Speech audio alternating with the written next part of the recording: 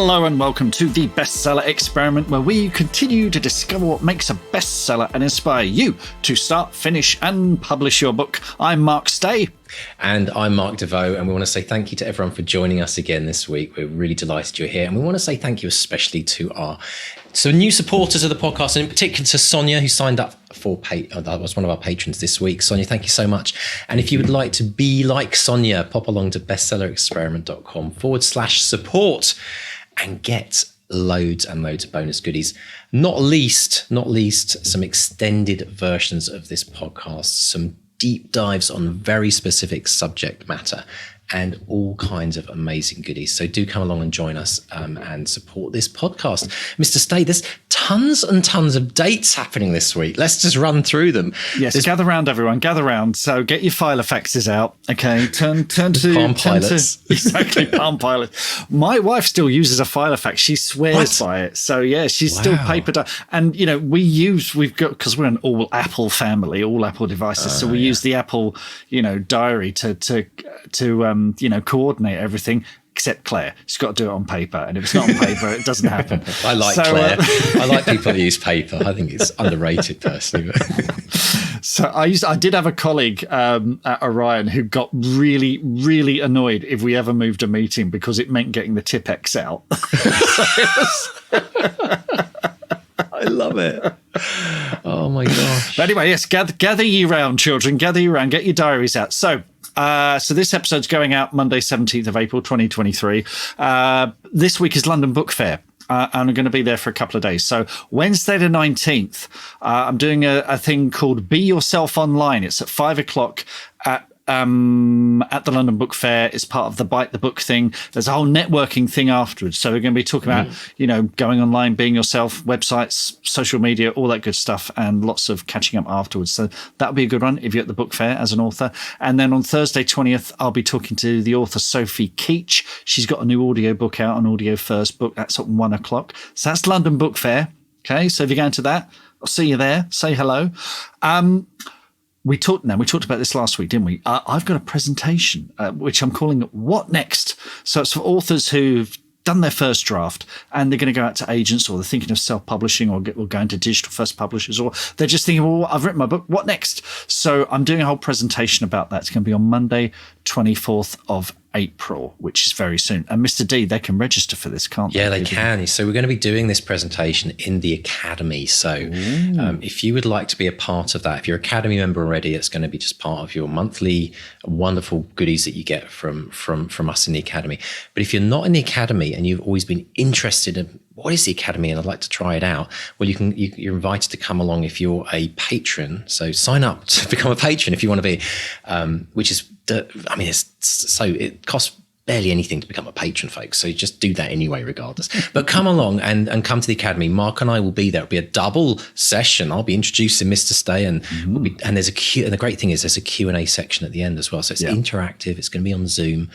But this is also not just for people who finished their book or they're coming to the end of their book. I think it's just as important for anyone who's starting their book out, because it's about thinking about, I love Stephen Covey's quote. He always said, think with the end in mind. And I think if you're starting on the journey of the book, it's all really important to start thinking about what you might want to do when you finished your book. Do you want to publish it directly as an independent author? Do you want to pitch it? And how does that work?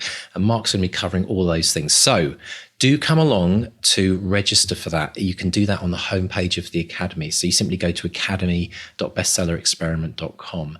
And the thing I'm really excited about, Mark, is there's an opportunity for us to see and meet some of the people who listen to this show who we've maybe never interacted with. So just come along so we can say hello and get to know who you are a bit as well and find out a bit more about what you're working on. So that's the 24th of April. Now, that is happening at 8 p.m. UK time. It'll be 12 p.m. PST, that's West Coast America, and 3 p.m. if you're somewhere in the middle, that's around the New York, Toronto area. And then it'll be, I believe, 5 a.m. in the morning if you're in Australia. I know that's very early, but we have people in the Academy. We do. In Australia and New Zealand, and they show up for the coaching at 5 a.m. I mean, talk about dedicated. It's absolutely brilliant. And it's a great way of getting your words in the morning as well after the track coaching. So do pop along, academy.bestsellerexperiment.com. get your name in. The form is now live. We might have to limit numbers if there's a lot of people who want to come. So, make sure you get in early. And after that, same week, actually, 27th of April, the Unwelcome spoiler special. So we're going to be talking about my film, Unwelcome, and we're going to have some special guests. So we might have the director, John Wright. I know he's busy at the moment. We're going to have our VFX supervisor, Paddy Eason, the cinematographer, Hamish Doyne-Ditmas, the first AD, Terry Bamber, and the actor, Rick Warden, who wrangled our red caps. It's going to be lots and lots of fun. So if you've seen Unwelcome and you've got all sorts of questions about it, you will get answers. So come along to that. Am I right in thinking, Mark, that the people that worked on your film, some of them also worked on Harry Potter and Star Wars? Oh, in some capacity. Yeah. I mean, okay, so folks, if you're a Harry Potter and a Star Wars fan, this is an opportunity. And Bond. And Bond. Yeah, it's an opportunity to meet some of the people behind these films and ask questions. So if you want to be a part of that, it's going to be absolutely huge amount of fun. The way to find out how that's happening is very simple. You sign up to the Bestseller Experiment newsletter and you will get information on the, where it's happening. We'll send you the URL. We'll send you a reminder just before it happens. So to do that, go to bestsellerexperiment.com / well, not stop / go to bestsellerexperiment.com and click on the newsletter icon, put your name in, and you will be on the list to join us. And it's going to be a riot. It always is. I don't think we've ever actually, in my memory of 6 years plus of this podcast now, Mark, I don't think we've ever done a live show with that number of special guests. It's going to be absolute pandemonium and brilliance. Wrangling cats comes to mind. Wrangling cats. Because this is the other thing is this, when you and I speak, it's all very civilized. We're very professional. Yeah. This lot, I have no idea where this is going. You like being down a London pub on Friday night. It might be. Yeah. But listen, folks, it's a free event, so just come along and enjoy the fun and see what happens when Mark and I let a load of people into the same room. It's going to be brilliant. So there's just so much coming. And one other thing we're going to tease you with, folks, before we dive into this amazing interview we've got this week, is we are launching next month, starting May 1st, which is a Monday, which is a Bestseller Experiment release day for our podcast. We are starting the May 200-word challenge. Dun, dun, dun. And if you're interested in finding out what that means, and if you're interested in finding out what it means if you've already been doing it and how you can get involved, we're going to talk about it after the interview. So meet us after the interview. But Mark, tell us about this incredible interview we've got today. I think it's one of the most in-depth we've done actually on the podcast. It's a whopper, but we don't muck around. You get value for money on this one. I tell you, this is JS Monroe, who is actually Jon Stock, also known as Jon Stock. Now, he worked as a foreign correspondent in Delhi before becoming a full-time writer. His psychological thriller Find Me became a bestseller in 2017. That was under the name Jon Stock. He's the author of 5 spy thrillers. Then Warner Brothers. There you go. There's a name I know. They bought the film rights to the Dead Spy Running trilogy, which was going to be written by the Oscar-winning screenwriter Stephen Gaghan, who wrote Traffic and Syriana. And he was going to write the screenplay for Dead Spy Running. We talk about that a lot in this interview. It's a fascinating story. But now he's back. He's back. He's writing as JS Monroe with No Place to Hide, which is a thriller with a Faustian pact at its heart. And we discuss how he launched his debut novel with a party at the top of Canary Wharf for virtually nothing, how Reinvention has sustained his career, and how there's a weird alchemy at play when it comes to bestsellers. Brilliant. Folks, sit back, get yourself a cup of tea. This is an amazing interview and it's packed full of the most brilliant advice. So enjoy listening with Mark chatting with the absolutely brilliant JS Monroe. Jon Monroe, welcome to the Bestseller Experiment. How are you today, sir? Very well, thank you. Very well. Excellent stuff. Now, I've got a proof copy here. The publisher sent me a proof copy of No Place to Hide. And what I love is it opens with a quote from Christopher Marlowe from Dr. Faustus. Now, I'm just up the road from Canterbury, so we know all about Kit Marlowe and Faustus here. And there's a bit of a Faustian pact in No Place to Hide, isn't there? Tell us about that and the influence of Faust. Yes, thank you. Yeah, I mean, it's kind of one of those things I've been wanting to do for a while. I always think Dr. Faustus by Marlowe is a sort of slightly underrated play, and people forget about some of the wonderful lines. Was this the face that launched 1,000 ships and burnt the topless towers of Ilium? Is the one people forget that came from this play, and I think we all use this expression, a Faustian pact. And perhaps, we don't always realize quite what it means. And it's I mean, somebody who writes psychological thrillers, it's a fantastically dark and brutal arrangement that Faustus enters into. And I tried to do in No Place to Hide, a sort of loose retelling of the Faustus story, in the sense that my main character, Adam, is a high-flying, successful doctor. He's got a lovely wife, young children, living in southeast London, work's going very well. He's a sort of consultant pediatrician at Lewisham Hospital.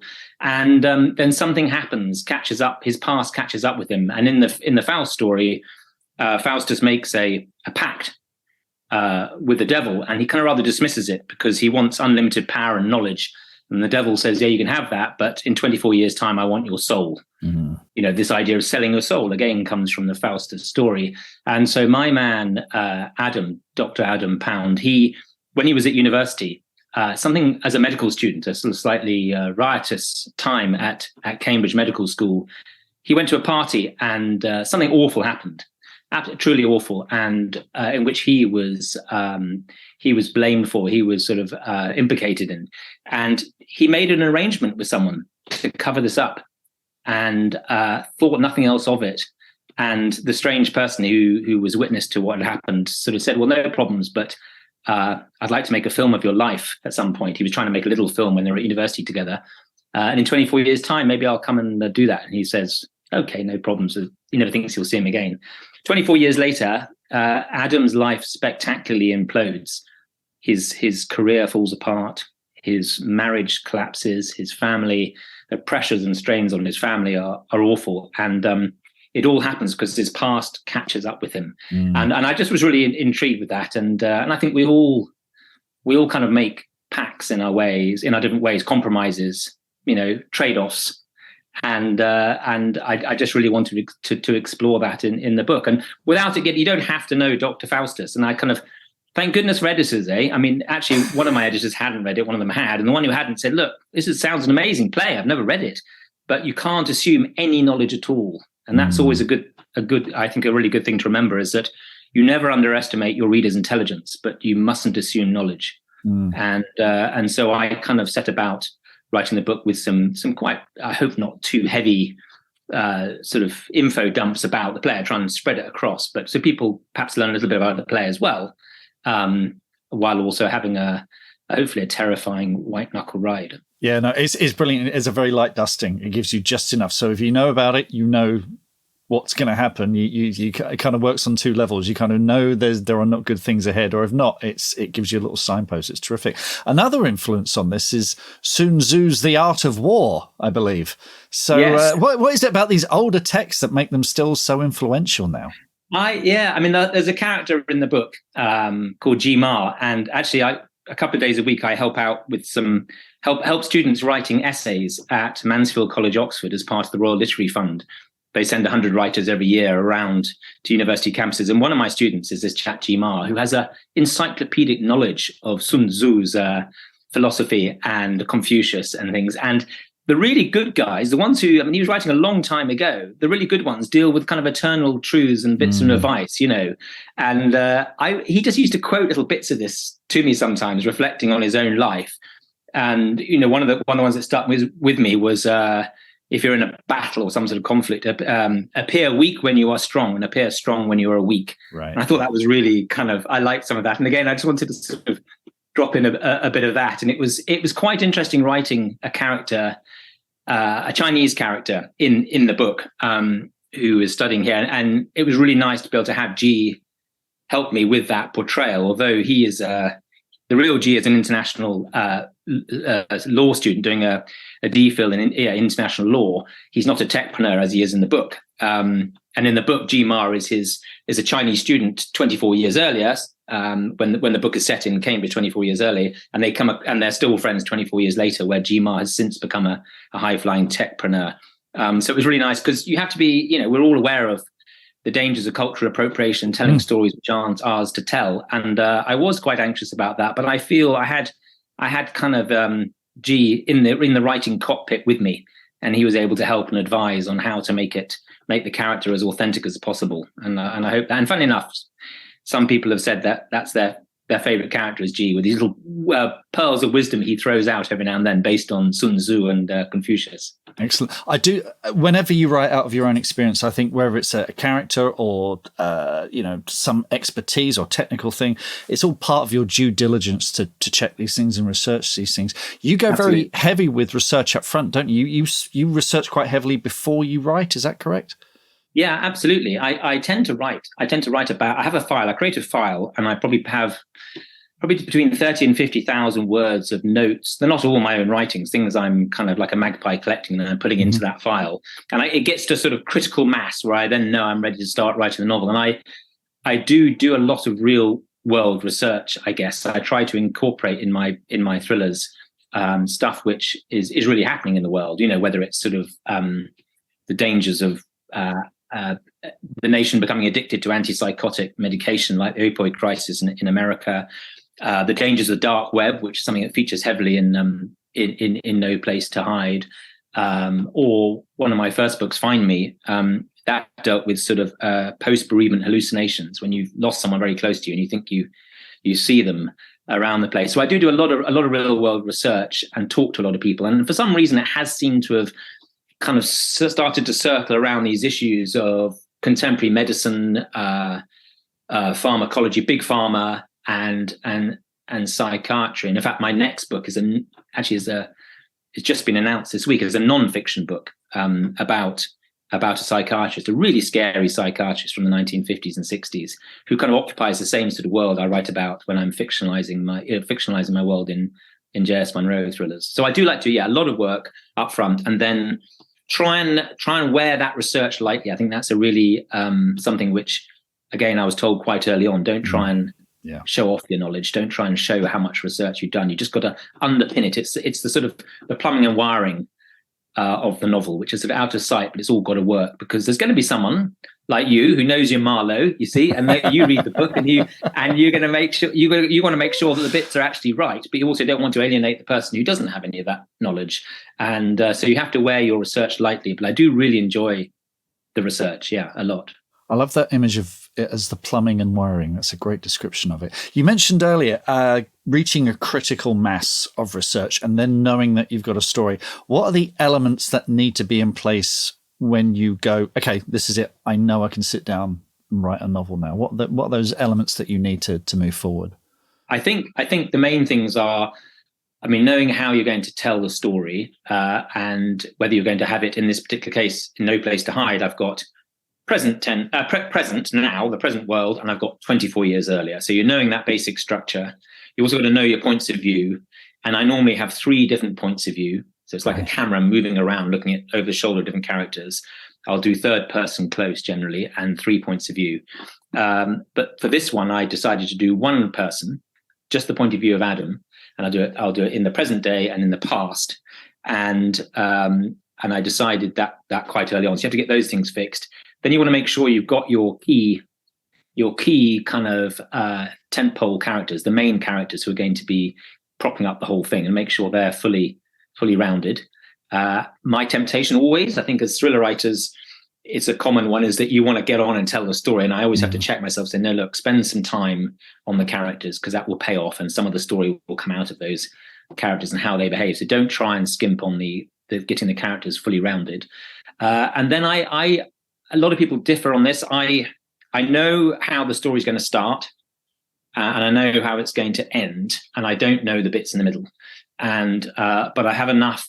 I think No Place to Hide is my 10th novel now. I have enough trust in the in the process of storytelling to know that if you structure it too carefully, if you really map it out really, really carefully, you restrict yourself. Because ideas pop into your head as you're writing, and you want to go down a few little avenues and things.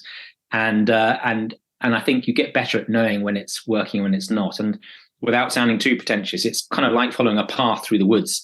And I've got better now at following the path. And if I do stray off it, I know to sort of stop and get back onto the path before I've written too many words. Yes. So I will know I won't ever write to like 3 or 4 chapters and think, oh no, I've got it wrong. This is the wrong direction. I kind of, on my dashboard, a red flashing light start flashing quite early on if I know I'm going off message. So it's very weird. You do kind of it's like telling a joke. You know the punchline, but you might tell it slightly differently. You know, and I do it. What doesn't suit everyone. I remember hearing years ago, Robert Harris was on Newsnight explaining his second book. He had success with Fatherland. I can't remember what the second book was called, and it was he plotted it out, the whole thing, chapter by chapter, and had walls covered with all these white A4 sheets of what he's going to do throughout the whole thing.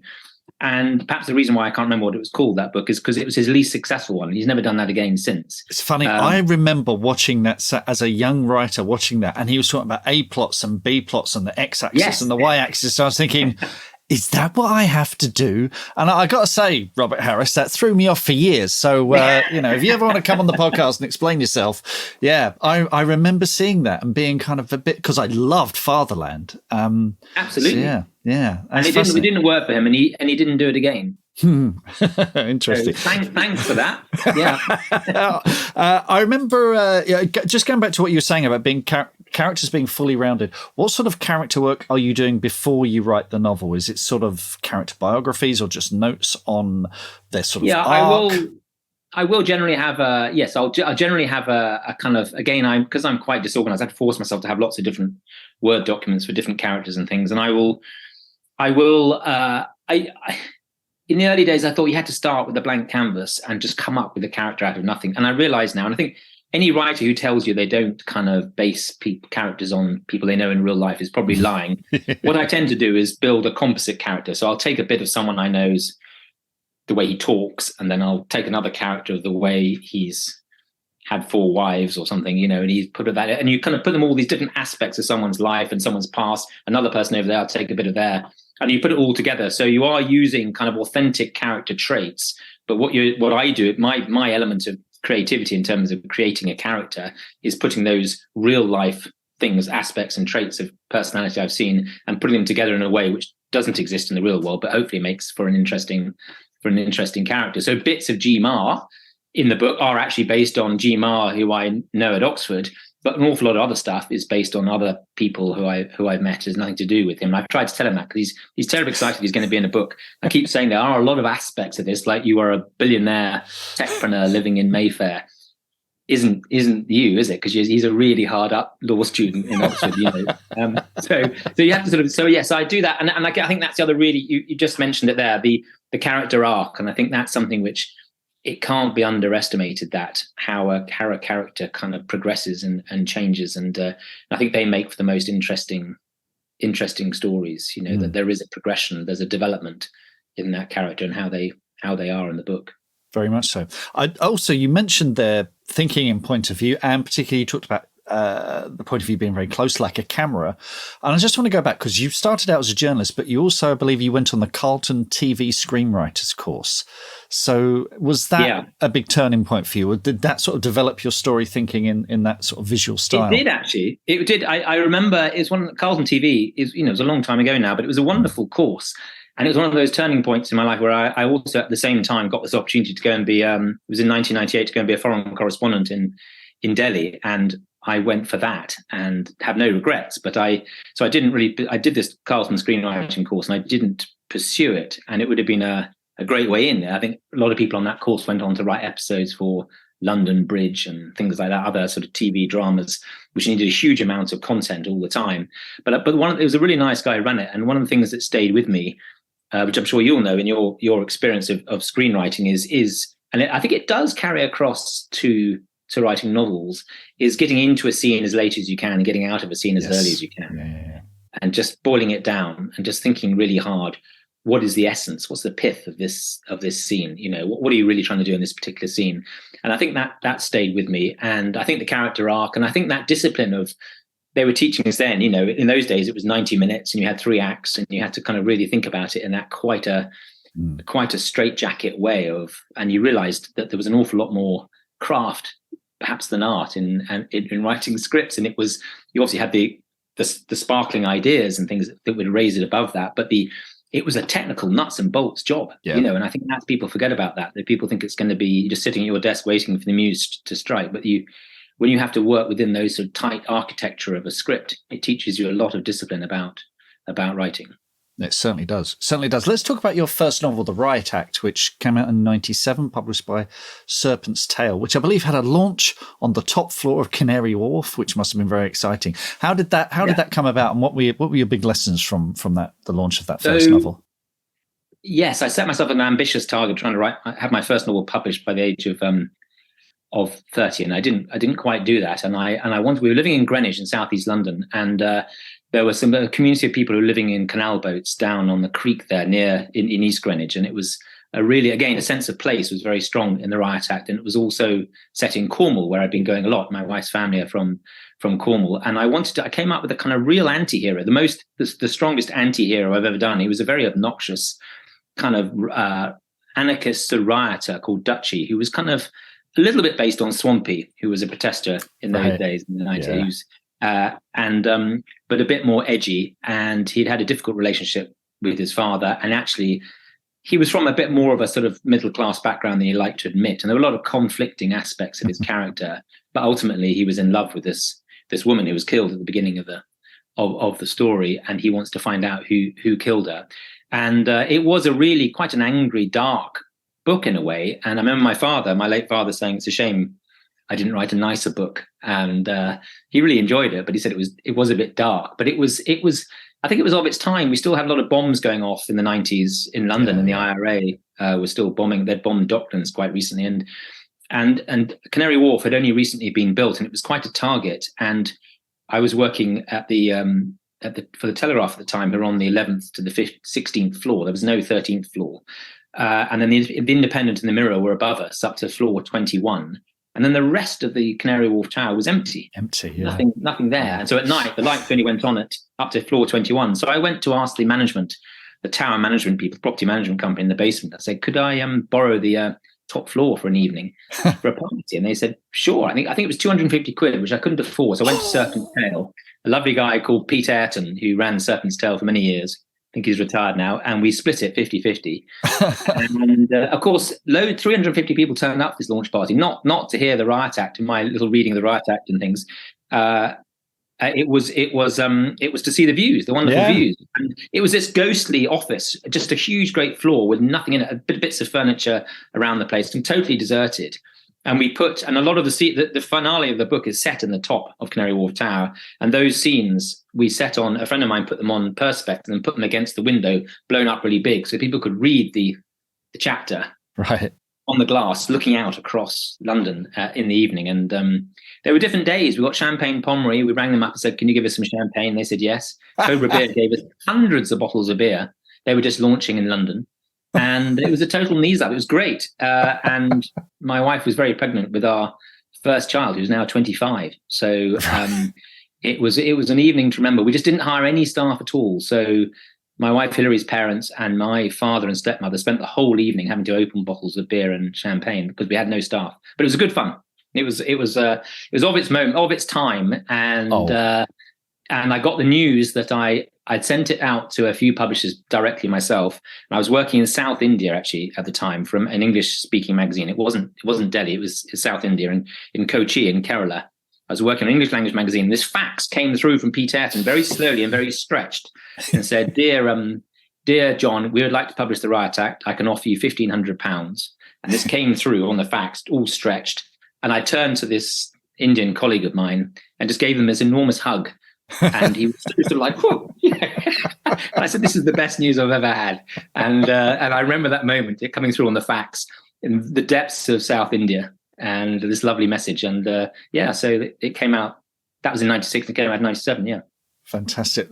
The numbers in that. I mean, what would a book launch on the top of Canary Wharf cost today? You need a Russian oligarch to fund that for you, wouldn't you? I mean, it was only 3 years later. Then got taken over by the London Olympic Committee. Once London had got the contract for the 2012 Olympics, that was their headquarters, and it became this incredibly flash office. But we used to have a security guard at the Telegraph who, for a fiver, would take you up onto the top of the tower, and you can go outside and walk around that pyramid.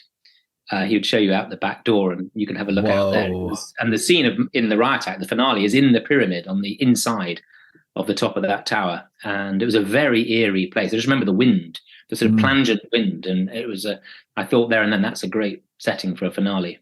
Oh, listeners, that sounds like a day out. We should have a group outing, grab a bus. We'll have to do that one day.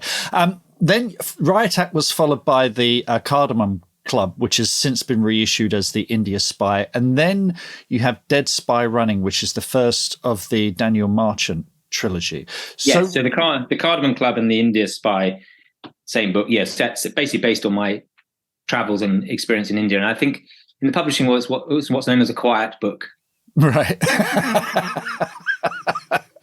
I was still quite fond of it. I didn't have much structure. It had a lot of quite descriptive color and descriptions of India. But yeah, so I was in, I wrote that in 2003. So 97, the Riot Act. We had a young family then. I was trying to earn a living as a journalist. I then got a full-time job as the weekend editor of the Telegraph, looking after lifestyle stuff. And I was commuting from Wiltshire. So I wrote Dead Spy Running, the first 25,000 words, on the train in the mornings, right, and in less so in the evenings. I was a bit tired, but I wrote it on the train, entirely on the train.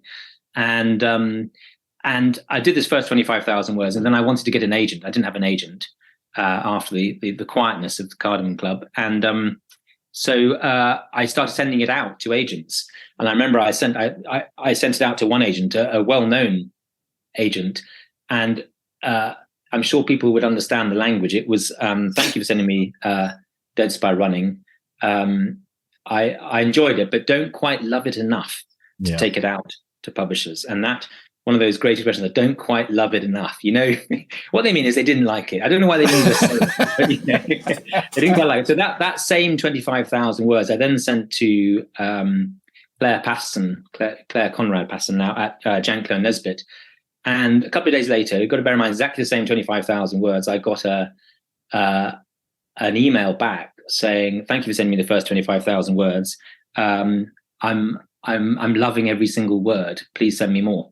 Wow. And it was the same words. Yeah. And I always, when I'm giving talks and things, I always say to people, you have to have that element of self-belief. And it's such a fine line between being picked up by an agent and not being picked up by an agent, or being published and not being published. And it's like when you've crossed over, you look back and think, well, how did that happen? And you think, I'm no different from what I was before I crossed over that line.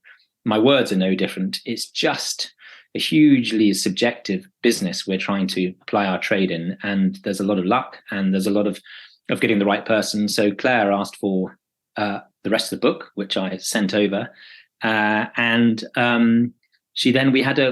that kind of dream scenario. I had two, books that didn't do that well. The Riot Act was sold to France and things, and it was, it was okay. There'd been some film interest and things, but nothing had really happened. But suddenly we had this situation with Dead Spy Running where we had six publishers bidding for it, and it ended up with HarperCollins, and it was going to 6 months before it came out.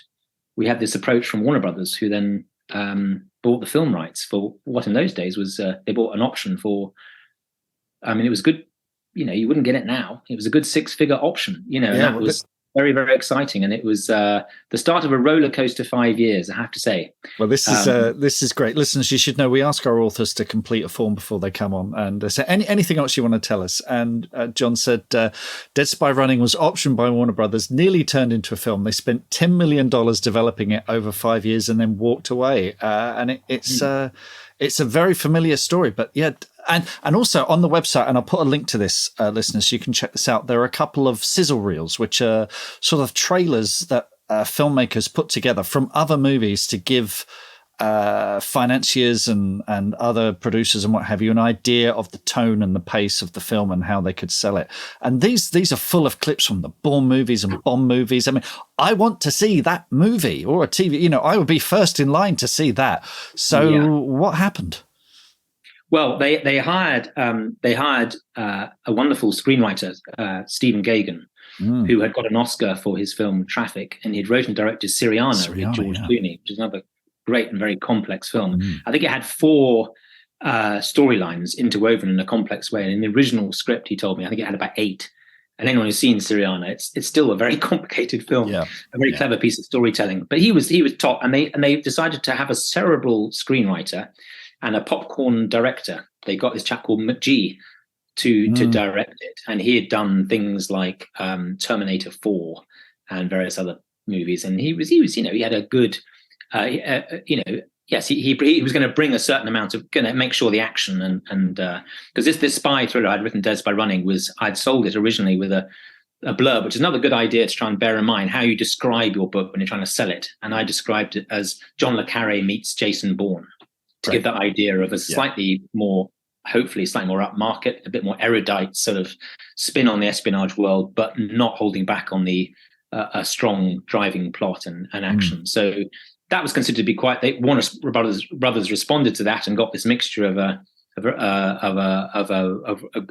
intelligent screenwriter with a no holds barred, shameless action movie director, and that all sounded great. But they just, Warner Brothers weren't happy with the ending that came up, and we struggled with the ending for quite a long while. Other writers were brought in. An ending specialist was brought in. Really? Jamie Moss, who did Planet of the Apes, he was brought in just to sort out the final act, and then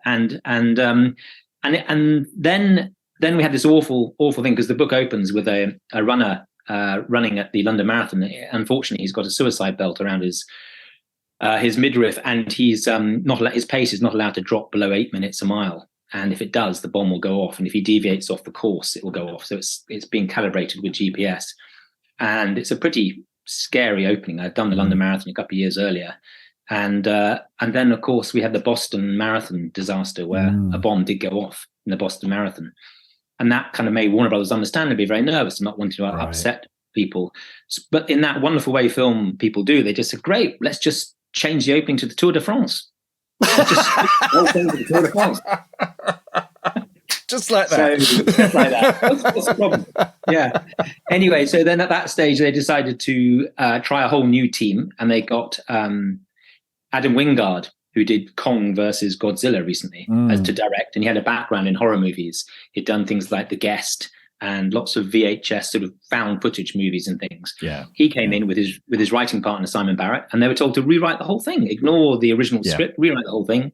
So they had to go kind of reinventing the wheel. And then in the end, they said, well, I think we quite like bits of the Gaghan script as well, and bits of this.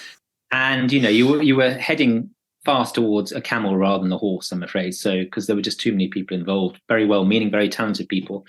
And it wasn't anyone's fault. It was just one of those things. So the options have lapsed. Funny enough, last year, my film agent suddenly got this whole new approach from a British company wanting to do, there's a lot of spy stuff out there at the moment.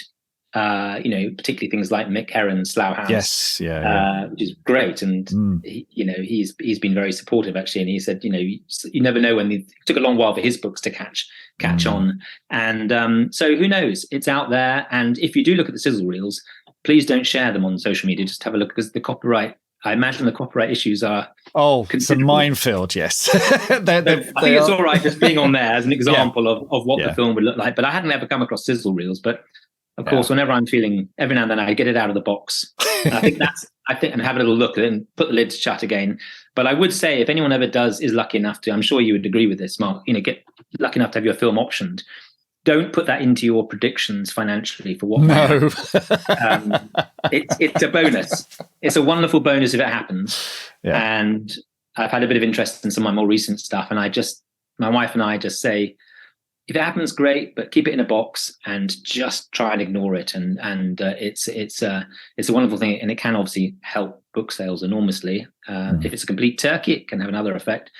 But it's not something you should factor into. It's purely a bonus if it comes off. And I don't have any. I really enjoyed a lot of the aspects of my ride with Dead Spy Running, and meeting some, when Steve Gaghan first read the book and I had that first meeting with him, he'd read that book so closely.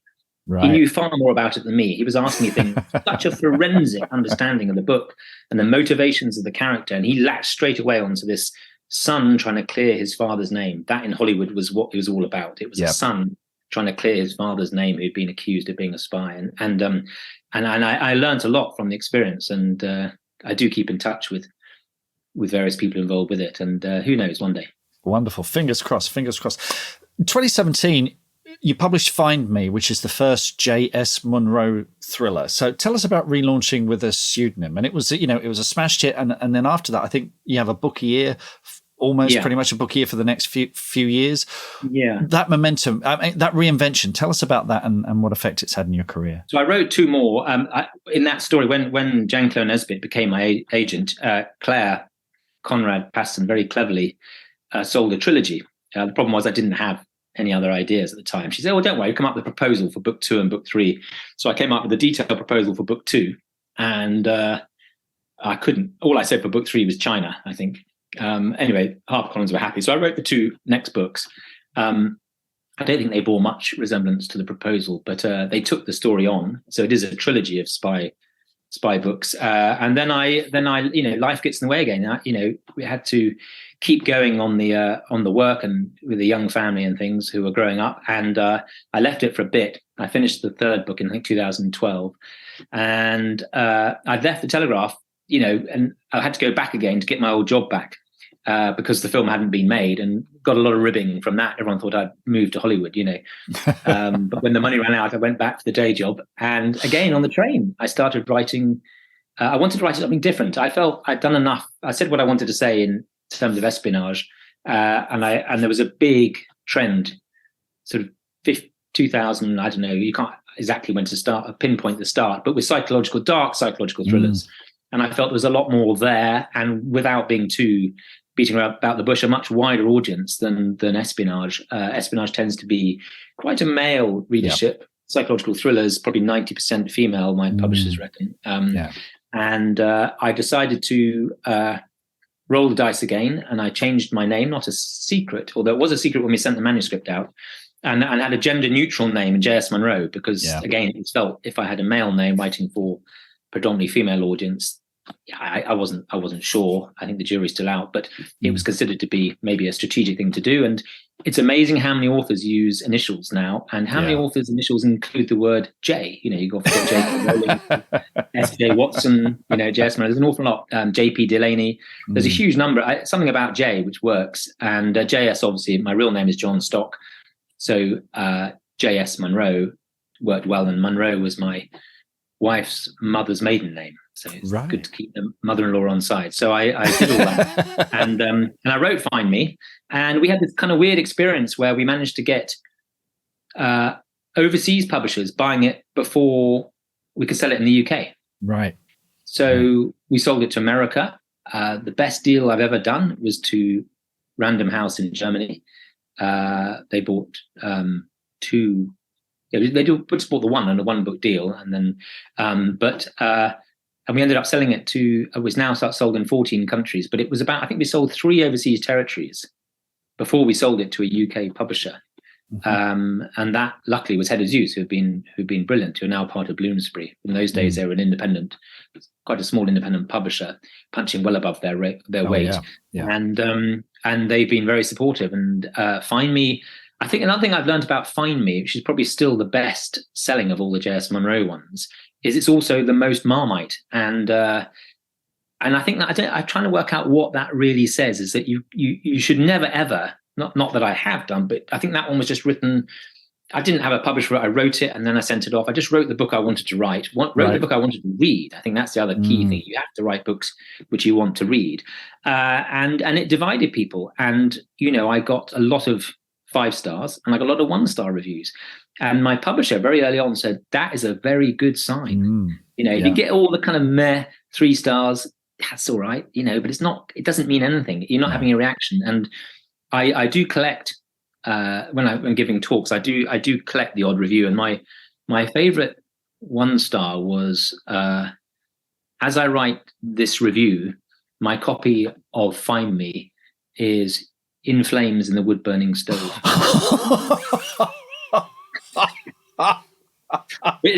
Wow. Which is kind of, I see it as a badge of honor now. It's sort of book burning, really, wasn't it? And that's quite an expression. She just said it was too strong a meat for her. It was a very, very thoughtful review. She just said it was just too strong, too dark.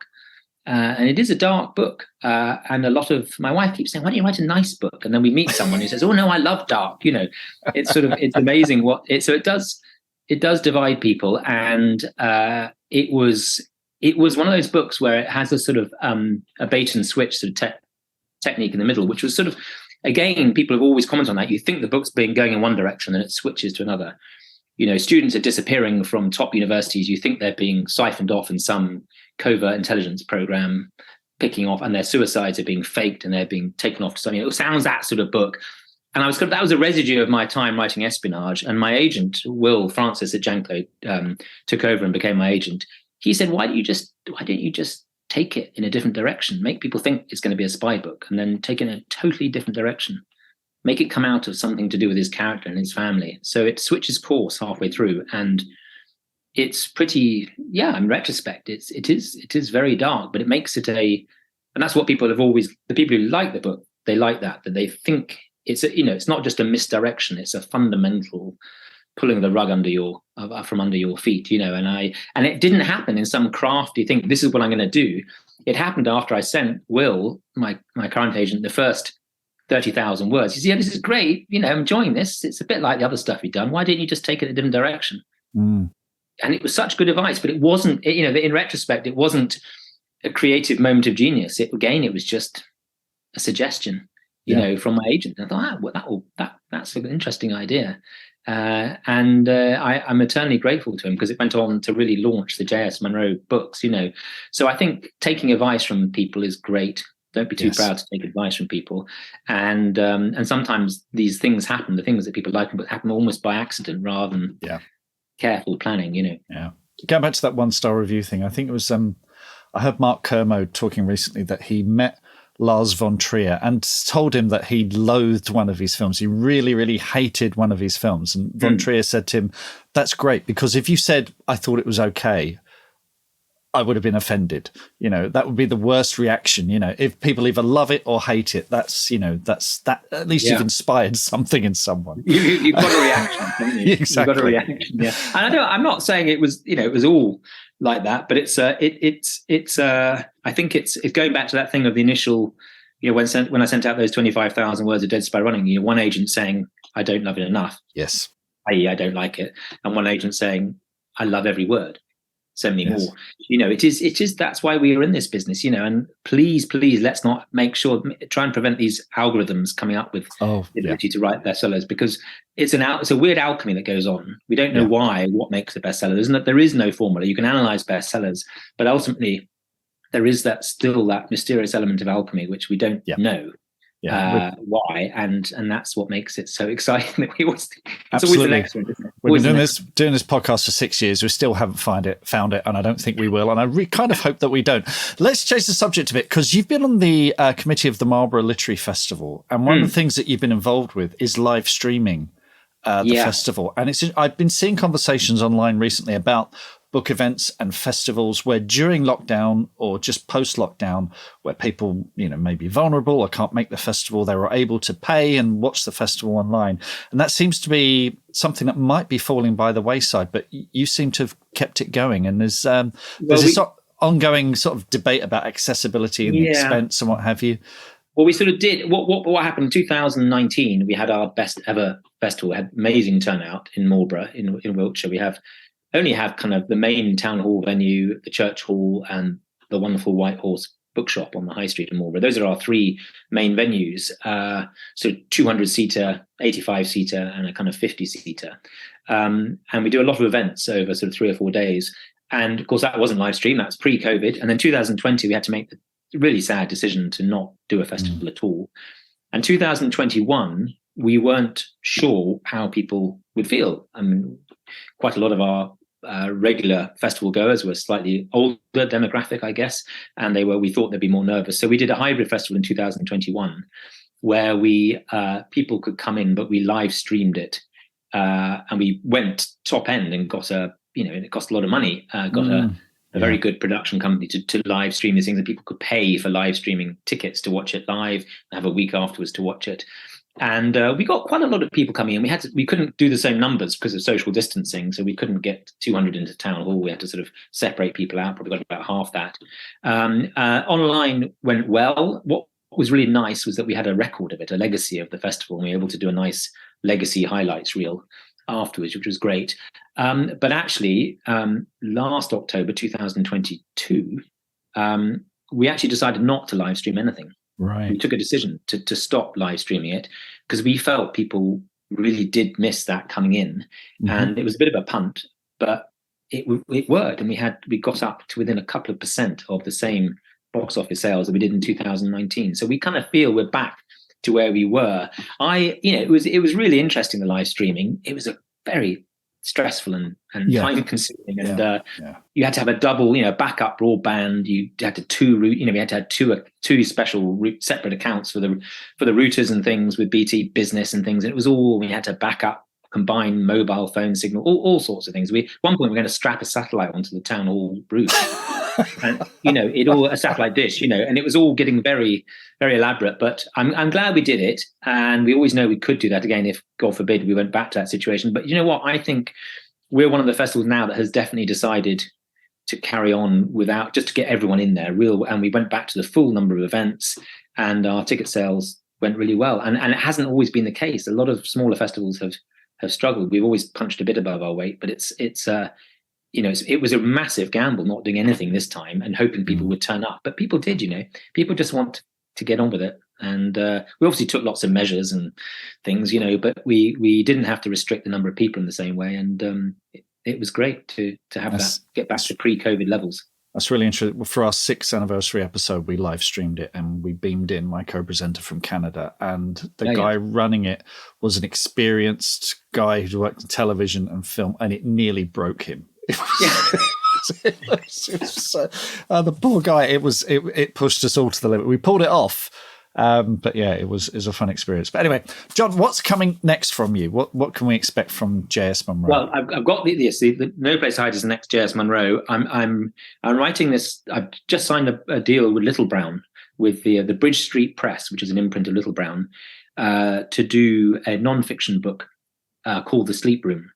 And it's kind of it's a kind of emerged out of my desire to do a lot of real world research into the dark world of psychiatry and big pharma, particularly in the 1950s and 60s. And it's about this controversial psychiatrist called William Sargent, who ran the psychiatric unit at St Thomas's Hospital from 1948 when the NHS was founded to 1972 when he retired, and he based himself at the Royal Waterloo, opposite the IMAX Centre in Waterloo, which became part of St Thomas's in 1948.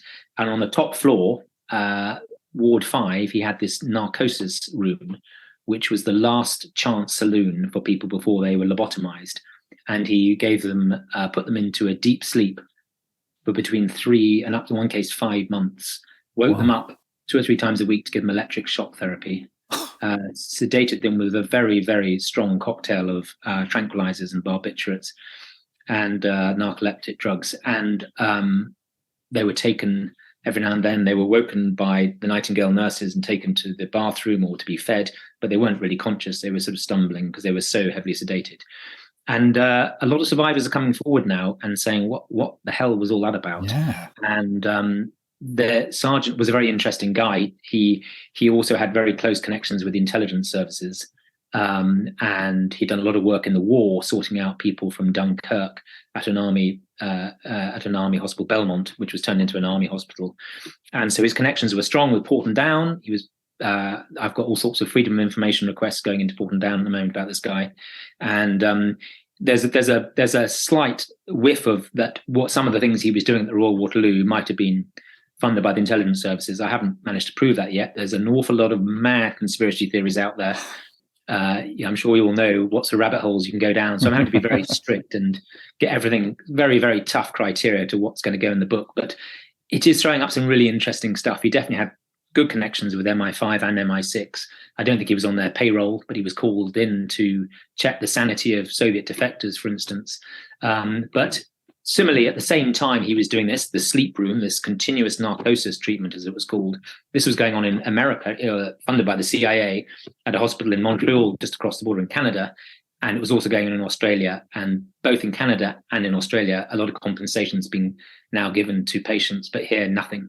Complete stonewalling. And so I'm investigating the whole thing. There's been a huge amount of research. I've been down at Kew at the National Archives. I've been living at the Wellcome collection. going through all their medical archives, all private papers of William Sargent, which has been really fascinating, and it's throwing out a lot of interesting stuff. And I'm having to deal with some, in the thrill of the chase, you suddenly realise I got a call this morning from someone who went in there twice in the 64 and 72, 71, and very fragile still. Yeah, and I'm doing an interview with them this afternoon, and they want their story to be told, but they haven't even told their children, or in this case, second husband, that they were in a psychiatric unit when they were in their late teens. And wow. this unit was mainly for people from the age of 15 to 25, and predominantly young women. It's not all the case; there were older people there as well, but it was predominantly young women who were sent there and put to sleep for this time and given these huge numbers of shocks, 30, 40 electric shocks.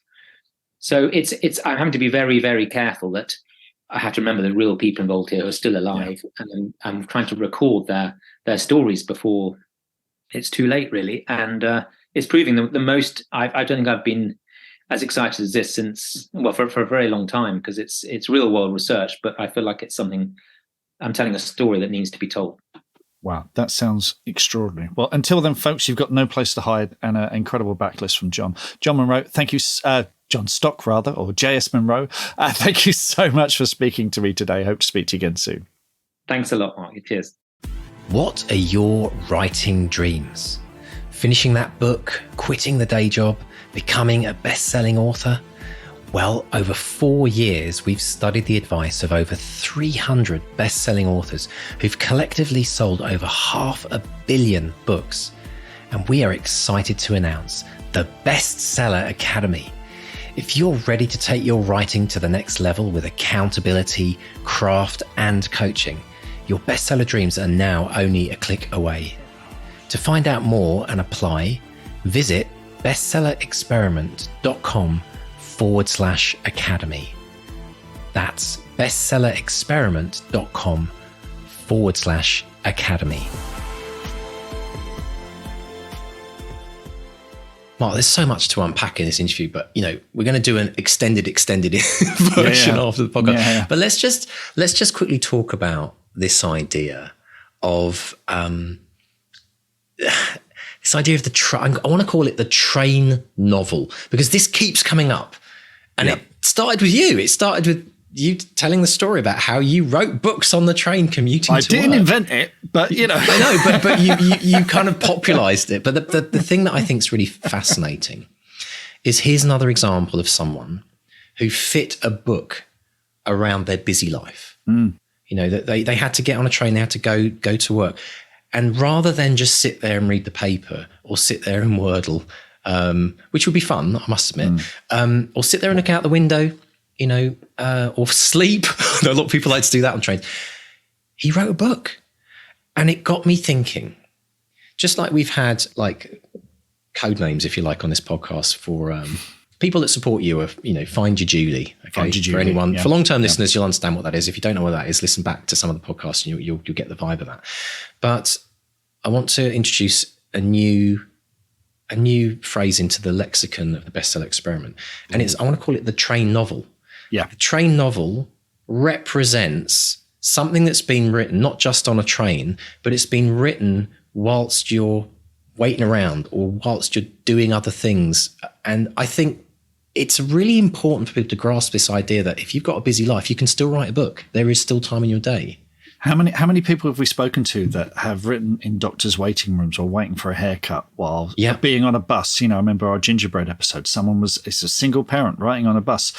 Simon Scarrow wrote most of his first novel, I think, on a train, and for commuters like his father.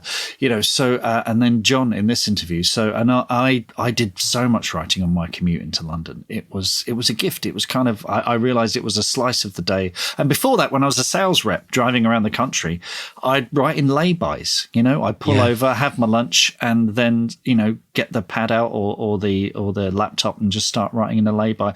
And then before that, when I was on the night shift at Waterstones in Wimbledon, where if you got 2 customers in an evening, you were lucky.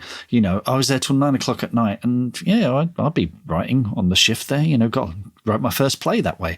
So it's finding those little spaces, those little slices of emptiness in the day, where you normally you could be staring out of a window.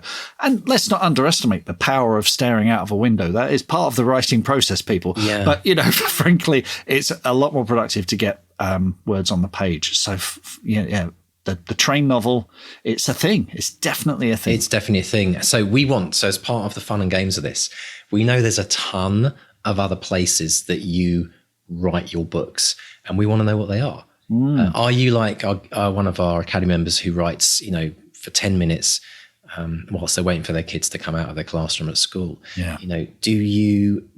And again, I want to stress as well, it's not just about writing, it's also about thinking about your novel.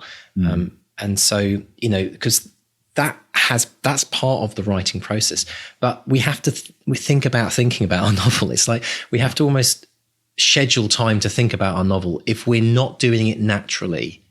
And what I have noticed is when people are really into their books, and everyone will understand this, is if they're really into it, they can't stop thinking about their book. They're thinking, there's someone's chatting with them and they're like, oh, sorry, I was just miles away trying to work out how to finish that chapter. Right? I know that happens. But when we get to that place, it's great because then the momentum's with us. But I think for most writers, getting that momentum is probably one of the biggest, hardest struggles, is getting enough writing in the day to get that flow. That staring into space moment, that's where having a Julie really makes it. And for listeners, go back and listen to the Angela Marsons episode. I'll put a link in the show notes if you want to find out what this Julie thing is all about, because it's having a supportive partner. And that doesn't mean someone who, sacrifices everything so you can write your novel. It can mean just someone who understands that when you're staring into empty space and you're in the middle of a draft, that means you probably shouldn't be disturbed because you'll think, or just understanding that when the door is shut, or if you're on the train, or if you have just that 20 minutes in the evening or first thing in the morning, they understand that, that's the time when you shouldn't be disturbed. Having someone like that is, it's just essential. It just makes such a difference. So where do you write your train novel? Drop us a note, come to the Contact Us page on the website, bestsellerexperiment.com. Let us know, come onto socials, Twitter, Facebook, wherever. Just let us know. We want to kind of start compiling a list because firstly, it's going to be brilliant. I know we're going to get some really obscure stuff out there.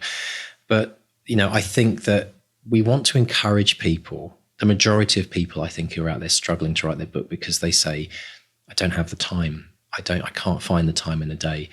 And, this keeps coming up. So we really want to campaign and we want to champion this on this podcast because we think everyone can write a book, even with the most insane kind of schedules. And also, to be honest, folks, if you've got an insane schedule, and who doesn't, to be honest, nowadays, it's even more important to find that space and to snatch that 5 minutes for yourself, because that's the thing that will keep your battery filled. It's the thing that will keep you going through the hard stuff that you might be dealing with, the parenting challenges or the troubles at work or just the stress or health issues, whatever it might be for you. That little bit of writing, it's like your meditation for the day, really. I really do think there's a potential link there. So we're going to champion this the rest of this year. We're going to champion this, but we want to know, where do you write? How do you do it? Let's inspire other people who thought, I never thought I could write there. Yeah. So brilliant. Now, folks, this is a very, as you know, a brilliantly in-depth interview, but very long. So we are going to do the rest of our discussions around this in the extended. And man, is there a lot of stuff we're going to be talking about, folks. If you're interested in any of the following, you must join us on the extended. We're going to talk about never assuming reader knowledge. We're going to talk about research and the plumbing and wiring. Absolutely brilliant analogy. We're going to talk about composite characters. This is huge, really important to think about. We're going to talk about this idea of getting in late and out early in scenes. We're going to delve into the unique book launches and how it doesn't have to be extravagant, but if it's unique, it will get the attention of the press and people that might want to come. We're going to talk about milestones, book deals and sizzle reels.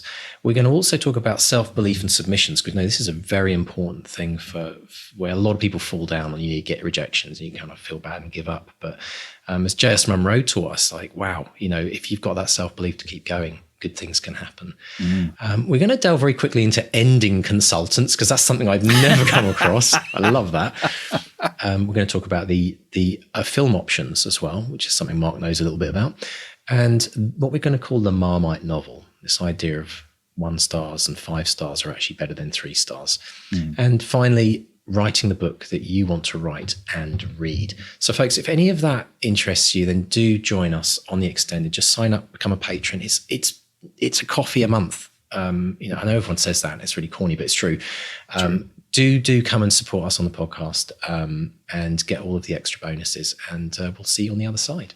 Well, folks, if you missed the extended, oh man, there was so much. How many 45 minutes did we just do, Mark? 45 minutes. If there's one thing that I can encourage you to sign up to the extended, I gave out a little secret about how producers create music when they have vocalists in their studio. And it's very, very relevant to how you create your characters. Something we haven't talked about before on the podcast before, I think, Mark. So that's worth it alone. I think that will change the way you think about creating characters just by understanding that one thing. So do delve in. Mr. Stay, social media this week. Well, social media is going to lead directly into something new and exciting that we're talking about. So SC Gowland, Steve Gowland, on Twitter, he's made a public declaration after 5 days of no writing. Steve. He said, I need to get this book finished. So it's public declaration time. His new book, Delusions and Dragons, and he's got the cover for it. It's a great title. He says, I will have finished Delusions and Dragons by Wednesday, 26th of April for publication 1 month later. And that's a deadline. But Steve is on the 200 words a day. He's normally there every single day, and he has missed a few days. I did notice. So yes, hashtag 200 words a day. So that's in the diary, Steve. Good luck. Fingers crossed.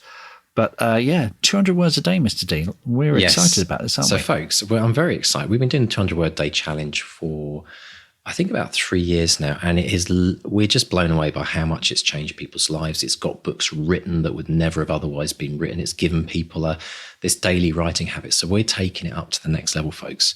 We're taking it to the next level. We are going to be launching the monthly 200 word a day challenge. So we are now kind of mid-April as we record this. By the time you hear this, it'll be a bit later. But if you would like to take on the challenge of writing a minimum of 200 words every day in May, that rhymes, doesn't it? Then come along to the academy.bestsellerexperiment.com and click on the 200 word challenge link. And you can actually sign up. You will get access into the Academy, the 200 word challenge bit of the Academy. So you'll be able to also have a little preview and see what is in the Academy. But the idea is that you bank your words every day. Now, for people that manage to do this, we are going to talk about this on the podcast. You're going to get name checked. We're going to be monitoring who's doing it.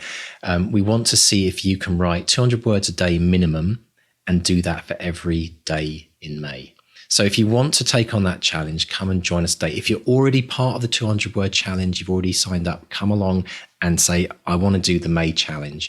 And just as a little teaser, if it's a few days before, it's a week before, start it now and do a warm-up stretch.